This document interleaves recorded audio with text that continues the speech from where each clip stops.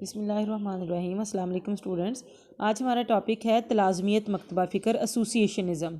इस मकतबा फ़िक्र ने फ़र्द की आमोज़श का साइंसी अंदाज में मुताला किया। इंसान जो भी लर्निंग करता है अपने एनवायरनमेंट से, इधर उधर से, जो भी उसको मतलब उसका लर्निंग है, उसकी चाहे वो रस्मी है चाहे गैर रस्मी है, उसका साइंसी अंदाज में जो मुताला किया जाए तो वो तलाज़मियत कहलाता है। जब हमारे अफ़ाल और वहीजात में ताल्लुक़ कायम हो जाता है, यानी जो हमारे रिएक्शंस होते हैं और जो हमारे स्टिमुलस एक्शन और रिएक्शन के दरमियान जब एक ताल्लुक़ बन जाता है कि जैसे ही एक्शन आता है उसका एक रिएक्शन जो है वो दे दिया जाता है, तो इसे तलाज़म कहते हैं।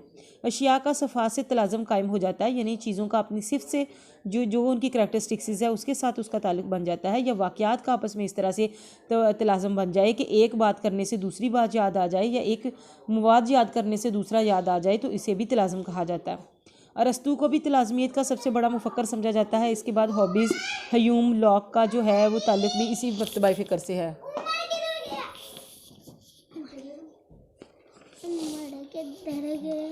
उसके बाद अरस्तू है। अरस्तू तलाज़म का असूल सबसे पहले अरस्तू ने मुतारिफ़ कराया, जिसकी रूह से हम मुख्तलिफ़ चीज़ों को बार बार देखते हैं तो फिर वो हमें चीज़ों का से तलाज़म कायम कर लेते हैं। हमें पता चलता है कि ये चीज़ यहाँ है, वो चीज़ वहाँ पे पड़ी हुई है।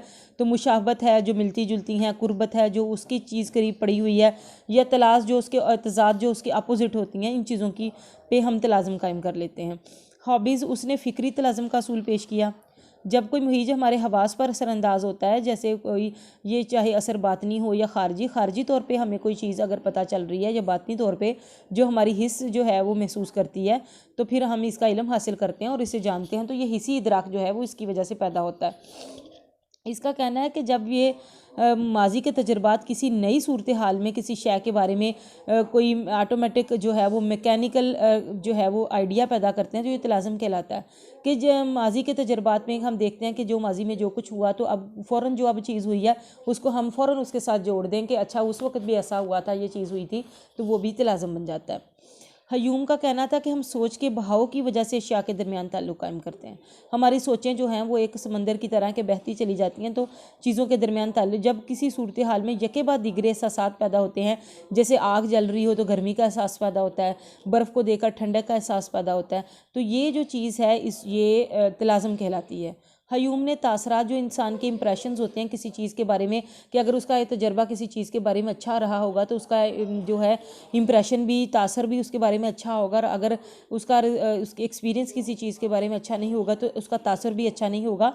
वो एक अलग चीज़ है, और जो आइडियाज़ होते हैं, इंसान के ख्यालात होते हैं किसी चीज़ के बारे में, वो एक चीज़ जो है वो अलग होती है। लेकिन बहरहाल इन दोनों के दरमियान उसने फ़र्क कायम किया। जॉन लॉक का कहना था कि हमें इल्म जो है वो तजर्बात से हासिल होता है। जब जब जैसे जैसे हमारे एक्सपीरियंसेस होते चले जाते हैं, हमें तजर्बात होते चले जाते हैं, हासिल करते चले जाते हैं, तो हम चीज़ों के बारे में सीखते चले जाते हैं। लॉक ने भी कहा कि तसव्वुरात जो हैं वो तजर्बात का नतीजा हैं।